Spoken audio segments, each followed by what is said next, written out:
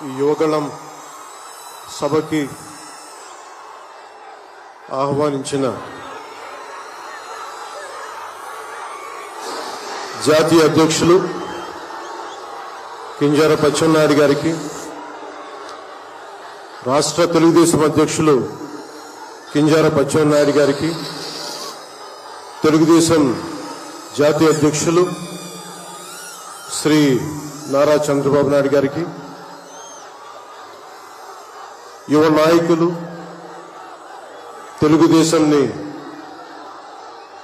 ముందు తరంకి నడిపిస్తున్న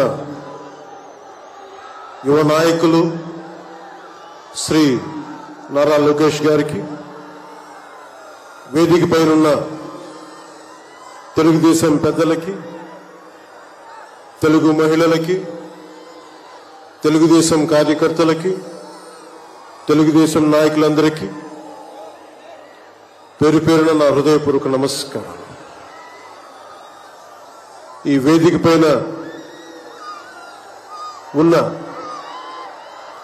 జనసేన నాయకులకి, పిఏసీ చైర్మన్ నాదెళ్ల మనోహర్ గారికి, ఇక్కడికి వచ్చేసిన జన సైనికులకి, సభకు మద్దతుగా వచ్చిన వీర మహిళలకి నా హృదయపూర్వక నమస్కారం.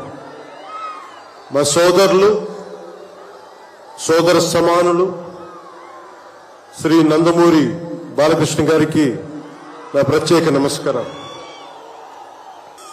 సభ ఇలా జరుగుతుంది, నన్ను ఆహ్వానించాలని ప్రతిపాదన వచ్చినప్పుడు నేను నాదెళ్ల మనోహర్ గారికి ఒకటి చెప్పాను.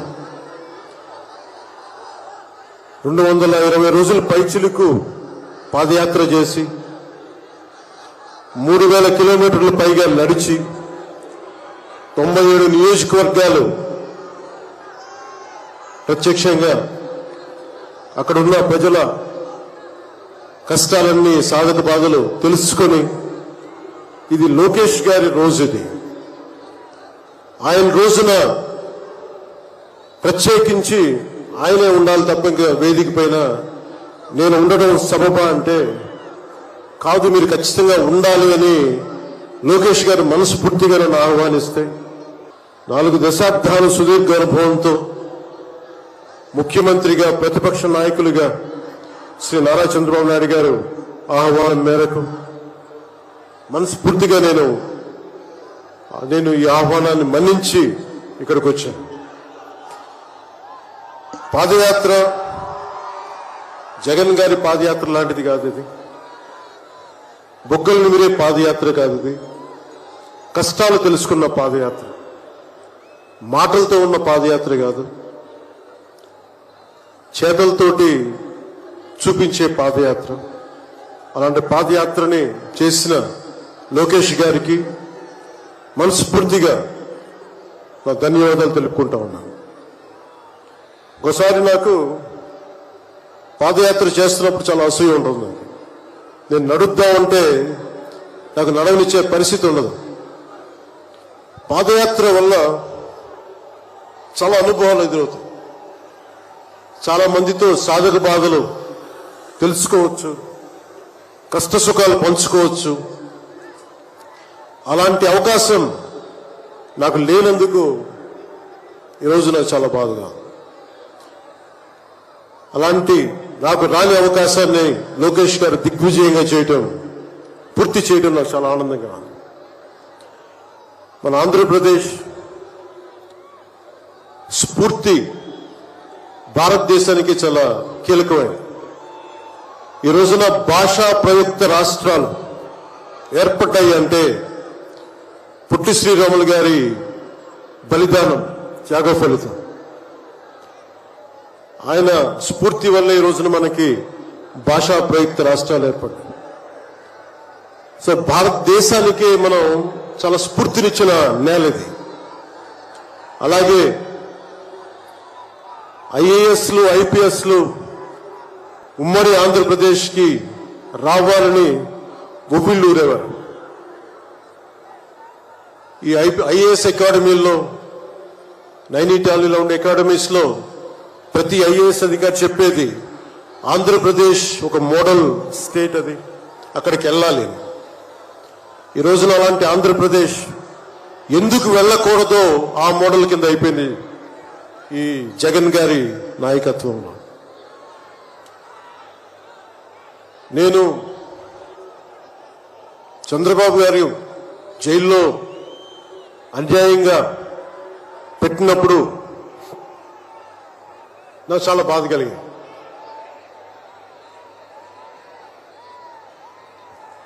కష్టాలు చూసిన వాడిని, కష్టాలు దగ్గరగా పెద్దల నుంచి చిన్నప్పటి నుంచి చూసిన వాడిని, కష్టాలు అనుభవించిన వాడిని, ఓటమి వచ్చినప్పుడు ఒంటరితనం ఎలా ఉంటుందో తెలిసిన వాడిని, ముఖ్యంగా శ్రీ నారా చంద్రబాబు నాయుడు గారి కుటుంబ సభ్యులు వేదన అర్థం చేసుకున్నవాడిని, శ్రీమతి భువనేశ్వరి గారి బాధని దూరం నుంచే అర్థం చేసుకున్నవాడిని. నేను ఏం ఆశించి మద్దతు ఇవ్వలేదు. మనిషి కష్టాల్లో ఉన్నప్పుడు నా వంతు సాయంగా ఉండాలి అని చెప్పి బయటికి వచ్చి రాజమండ్రి జైలు వారిని మాట్లాడి ఇన్ని దశాబ్దాలు సుదీర్ఘ రాజకీయ అనుభవంతో జాతీయ స్థాయిలో ఎన్డీఏ లాంటి దీనికి పక్షానికి చాలా కీలకమైన బాధ్యతలు వహించిన వ్యక్తి, ఆయన్ని జైల్లోకి అన్యాయంగా పెట్టడం చాలా చాలా బాధ కలిగించింది. కాంగ్రెస్ నాయకులు చేసిన తప్పుకి సోనియా గాంధీ గారు పెట్టారు జగన్ గారిని జైల్లో. ఆ కక్ష చంద్రబాబు గారి మీద చూపించడం చాలా అవివేకం. ఇలాంటి పరిస్థితుల్లో రాష్ట్ర విభజన జరిగినప్పటి నుంచి 2014 నుంచి విభజన జరిగినప్పటి నుంచి ఈ రోజున హైదరాబాద్ రాజధాని ఆంధ్రప్రదేశ్కి తెలంగాణకి ఉమ్మడిగా అభివృద్ధి చేసిన రాజధాని. మనకి రాజధాని లేకుండా విభజన జరిగి సరైన పంపకాలు లేకుండా విభజన జరిగి ఇలాంటి కష్ట సమయాల్లో నేను ఆ రోజున తెలుగుదేశం పార్టీ, భారతీయ జనతా పార్టీకి సంయుక్తంగా నేను పోటీని విరమించుకొని మరీ మద్దతు ఇచ్చాను. దానికి కారణం కూడా ఒక దశాబ్దం పాటు ఒక పార్టీని నడపాలి అంటే చాలా బలమైన అనుభవం ఉండాలి. కూర్చొని అనుభవంతో భవిష్యత్తులో పార్టీ చాలా అవసరం అని చెప్పి నేను ఒక దశాబ్ద కాలం పాటు ప్రత్యక్ష రాజకీయాల్లో ఉందాం అని ఆలోచించి ఆ రోజున తెలుగుదేశం పార్టీకి మద్దతు తెలిపాం. ప్రభుత్వం వచ్చింది ఆ రోజున. దురదృష్టవశాత్తు చిన్న అభిప్రాయ భేదాలు కావచ్చు, కమ్యూనికేషన్ గ్యాప్ వల్ల కావచ్చు 2019లో అది ముందుకు తీసుకెళ్ళలేకపోయాం. ఆ తీసుకెళ్లలేని లోటు, దాని తాలూకు రియాక్షన్ వైఎస్ జగన్ ప్రభుత్వం వచ్చేసింది. నేను ఏ రోజున కూడా ఒక దశాబ్దం కాలం పాటు చాలా సుదీర్ఘమైన అనుభోగిలో రాజకీయాలకు ఈ ఆంధ్రప్రదేశ్కి కావాలి, నా వంతు కృషి నేను మద్దతు ఇద్దామని ఆ ప్రయత్నంలో మనం మిస్ అయ్యాం. దాన్ని ఈ 2024 మనం ప్రభుత్వాన్ని స్థాపిస్తున్నాం, మార్పు తీసుకొస్తున్నాం, జగన్ని ఇంటికి పంపించేస్తున్నాం. నేను వింటుంది 25 మంది ఎమ్మెల్యేలని మార్చారు, ఇంకొక 80 మంది, మొత్తానికి కలిపి 80 మంది ఎమ్మెల్యేలు మారుస్తున్నారని వింటా ఉన్నాను. మార్చాల్సింది ఎమ్మెల్యేలు కాదు, ఈ రాష్ట్ర ముఖ్యమంత్రి జగన్. నాకు జగన్ మీద వ్యక్తిగతంగా నాకు అసలు కోపం లేదు. నిజంగా ఒక బలమైన ఆధిక్యతతోటి ముఖ్యమంత్రి అయ్యి ప్రభుత్వానికి ప్రజలకి ప్రభుత్వాన్ని సమర్థవంతంగా నడిపి ప్రజలకి మేలు చేయాల్సిన వ్యక్తి కూల్చివేతలతో మొదలుపెట్టాడు. ప్రత్యర్థుల్ని ఇబ్బంది పెట్టే విధంగా ప్రతి ఒక్కరిని ఎదురు తిరిగితే ఏంటని ప్రశ్నిస్తే వారిని కేసులు బనాయించి ఇబ్బంది పెట్టే పరిస్థితుల్లో ఈ ముఖ్యమంత్రి ఉంటే నేను ఇలాంటి ప్రభుత్వం ఉంటుందని నేను ఊహించలేదు.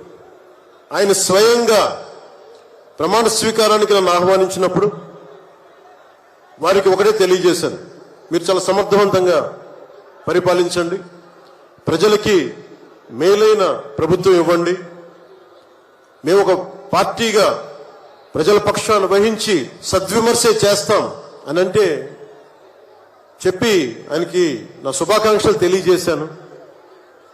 కానీ దురదృష్టవశాత్తు ఈ వ్యక్తికి కక్ష సాధింపు వ్యక్తి, ఎవరు ఒక మాట అనకూడదు, ప్రజాస్వామ్యం అనే ఒక పదానికి విలువ తెలియదు, ఏదైనా మాట్లాడితే దాడులు చేయించడం, చాలా నీచంగా తిట్టించడం, ఇన్ని దశాబ్దాల ఆంధ్రప్రదేశ్ రాజకీయ చరిత్రలో ఏ ఒక్క నాయకులు కూడా వైఎస్ రాజశేఖర రెడ్డి గారితో కలిపి కూడా ఏ ఒక్కరు కూడా ఇంటిలో బయటికి రాని ఆడపడుచుల్ని తల్లుల్ని ఒక్క మాట లేదు. ఎవరు కూడా నాయకుల్ని తిట్టారు, విమర్శలు చేశారు, దిగజారుడిగా మాట్లాడి ఉండొచ్చేమో కానీ ఇంటిలో బయటికి రాని ఆడపడుచుల్ని, ఇంటి పట్టునే ఉండి బయటికి రాని తల్లుల్ని చాలా నీచంగా విమర్శించే ఈ సంస్కృతి జగన్ నాయకత్వంలో ఈ వైసీపీ ప్రారంభించింది. ఎంతమంది కన్నీళ్లు పెట్టుకున్నారు, ఎంతమంది స్త్రీలు బాధపడ్డారు.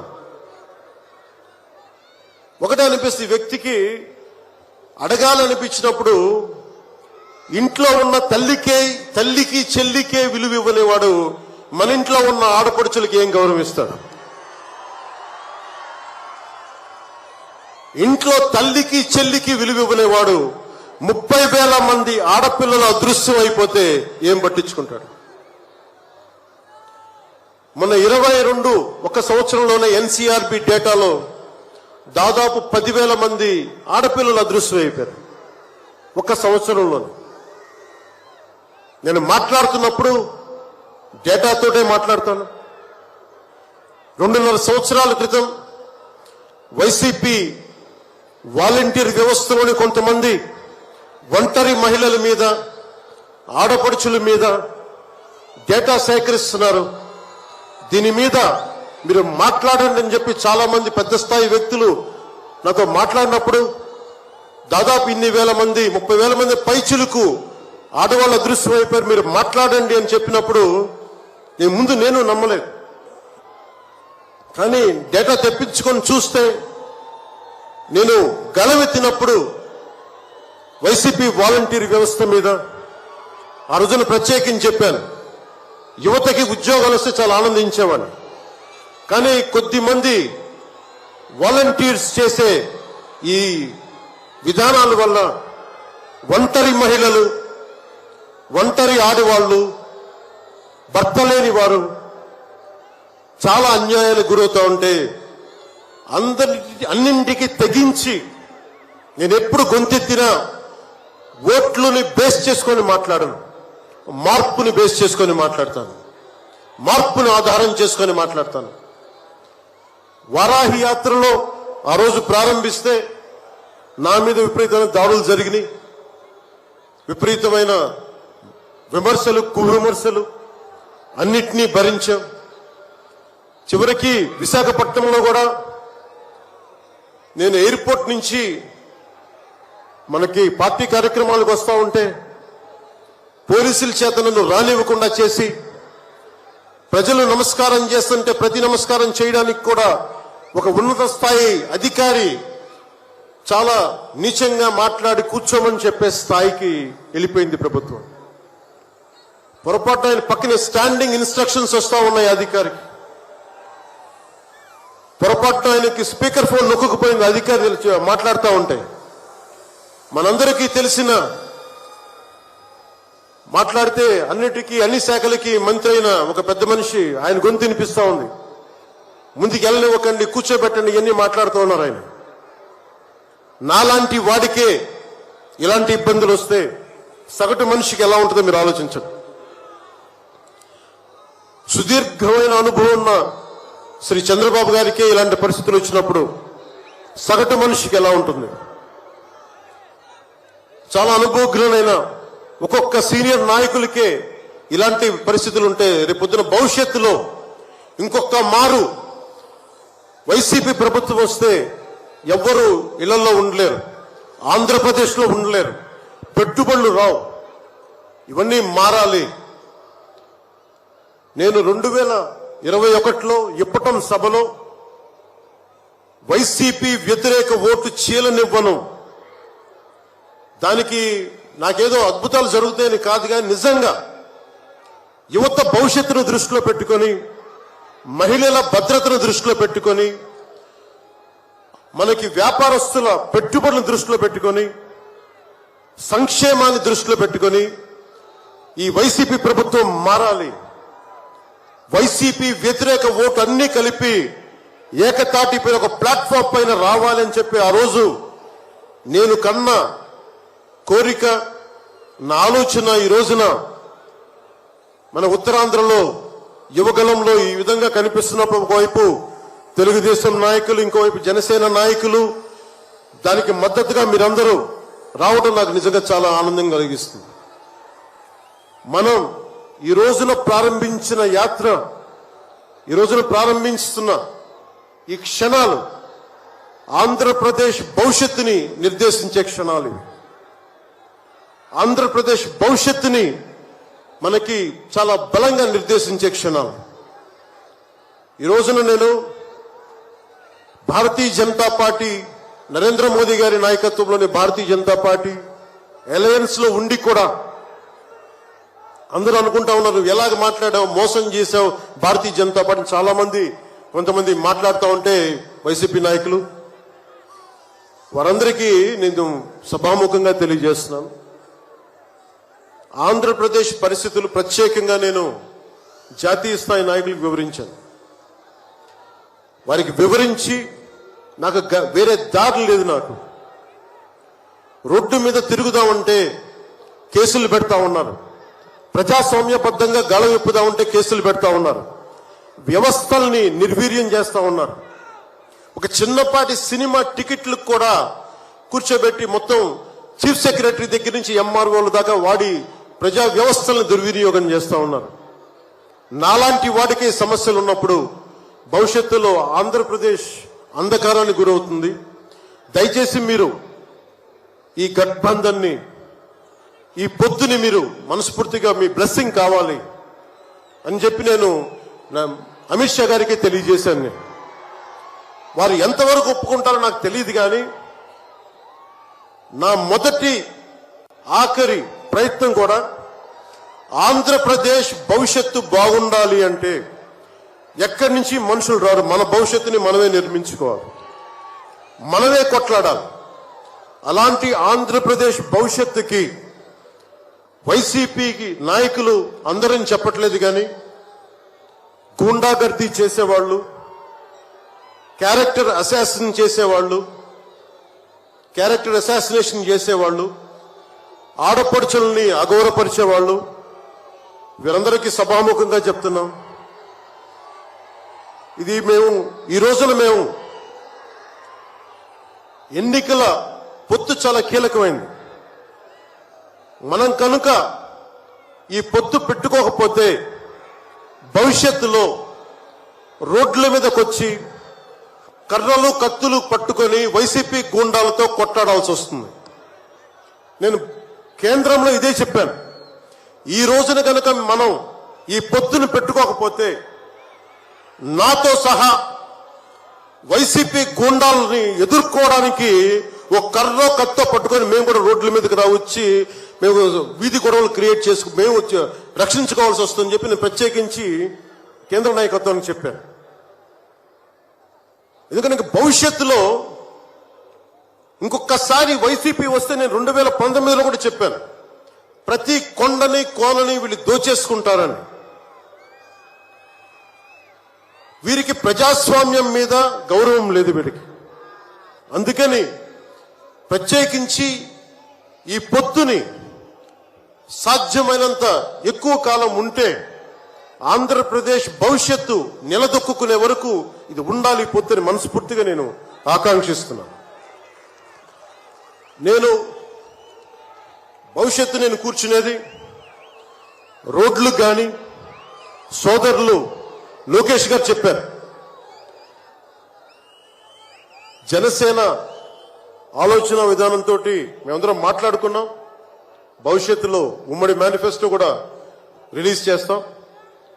దాంట్లో ముఖ్యంగా నేను చెప్పదలుచుకుంటుంది ఇన్ఫ్రాస్ట్రక్చర్, రోడ్లు కానీ, హెల్త్ కేర్ కానీ, primary health care centres, secondary health care centres, tertiary health care centres, అలాగే మనకి యువతకి ఉపాధి అవకాశాలు, గవర్నమెంట్ ఎంప్లాయీస్ కి సిపిఎస్ రద్దు మీద ఎలాంటి నిర్ణయం తీసుకోవాలి, రెబీరో గారు పెట్టినట్టుగా పోలీస్ రిఫార్మ్స్ ఇంప్లిమెంటేషన్, అలాగే టీచర్లకి ఉద్యోగాల భర్తీ, రైతులు, కౌలు రైతులు, ఉద్యానవన రైతులు, సెరికల్చర్ రైతులు, ఆక్వా రైతులకి లాభసాటిగా ఎలా ఉండాలి, ప్రభుత్వ పాఠశాలలు, సంక్షేమ హాస్టల్ స్థితిగతుల్ని ఎలాగ మార్చాలి, అంగన్వాడీ కార్యకర్తలకు ఎలాగ ఉండాలి, అండగా ఉండాలి, పంచాయతీల్ని ఎలా బలోపేతం చేయాలి, మత్స్యకారులకి, గిరిజనులకి, దళితులకి ఎలాంటి పథకాలుంటే వారి జీవితాలు మరింత మెరుగవుతాయి, అలాగే చేనేత కార్మికులకి ఎంత అండగా ఉండాలి, వైద్యం అందుబాటులోకి ఎలా తీసుకురావాలి, సంఖ్యాబలం లేని బీసీ కులాలకి ఎంత అండగా ఉండాలి, వీటన్నిటి మీద చాలా లోతైన ఒక ఎక్సర్సైజ్ చేస్తా ఉన్నాం. దీన్ని బేస్ చేసుకొని ఒక ఉమ్మడి కార్యాచరణకు, ఉమ్మడి ప్రణాళిక నారా చంద్రబాబు గారు మేము కలుసుకొని వచ్చే ఇలాంటి పెద్ద సభలో, రానున్న పెద్ద సభలో ఒకటి సంయుక్తంగా దీన్ని రిలీజ్ చేస్తాం. ఈరోజు నేను ప్రత్యేకించి నా మాటని, ఇది లోకేష్ గారి రోజు కాబట్టి, ఆయన కష్టపడి ఆయన రోజు కాబట్టి నేను నా ఉపన్యాసాన్ని కుదించే మాట్లాడుతున్నాను. ముగింపు వాక్యాలుగా నేను మాటకి, మైత్రికి చాలా విలువనిస్తాను. కష్టాలు వస్తే ఒంటరితనం ఎలా ఉంటుందో అనుభవం ఉన్నవాణ్ణి. తెలుగుదేశం ఆది నాయకులు కొండంత కష్టంతో ఉన్నప్పుడు వారు, వారి కుటుంబం, వారి పార్టీ కార్యకర్తలు, వారి పార్టీ నాయకులు మీరు కొండంత కష్టంలో ఉన్నప్పుడు నేను అర్థం చేసుకున్నవాణ్ణి. వ్యక్తి ప్రయోజనాలు, వర్గ ప్రయోజనాలు, పార్టీ ప్రయోజనాలు అన్నిటినీ దాటి ఒక తోటి మనిషిగా, ఒక సాటి మనిషిగా నేను మీకు అండగా నిలబడ్డాను. దాన్ని ఏమి ఆశించి చేయలేదు. నేను ఆశించిందల్లా 5 కోట్ల మంది ఆంధ్రప్రదేశ్ ప్రజల భవిష్యత్తుకి బలంగా నిర్మించడానికి మనం సంయుక్తంగా కలిసి రావాలని ఒక ఆలోచన తప్ప నేను ఏ ఆలోచన పెట్టుకోలేదు. ఈ మైత్రి, ఈ స్ఫూర్తి అందరూ సమిష్టిగా వచ్చే చాలా సంవత్సరాల వరకు దీన్ని కాపాడుకోవాలని ఆశిస్తూ నా ఉపన్యాసాన్ని ముగిస్తున్నాను. మీ అందరికీ పేరు పేరున ధన్యవాదాలు తెలుపుకుంటూ, ఇందాక లోకేష్ గారు చెప్తున్నట్టుగా హలో ఏపీ చెప్పుకుందాం ఒకసారి. Hello AP, hello AP. వైసీపీకి బాయ్ బాయ్ చెప్తాం, మన ప్రభుత్వాన్ని స్థాపించుకుందాం, భవిష్యత్తు నిర్మించుకుందాం అని తెలియజేసుకుంటూ మీ అందరికీ పేరు పేరున ధన్యవాదాలు తెలుపుకుంటూ, తెలుగుదేశం జనసేన మైత్రి వర్ధిల్లాలి. ఇది చాలా అద్భుతంగా సాగాలని మనస్ఫూర్తిగా కోరుకుంటూ దీనికి బీజేపీ అధినాయకత్వం సంపూర్ణమైన ఆశీస్సులు అందజేస్తారని మనస్ఫూర్తిగా ఆకాంక్షిస్తూ సెలవు తీసుకున్నాను. జై హింద్.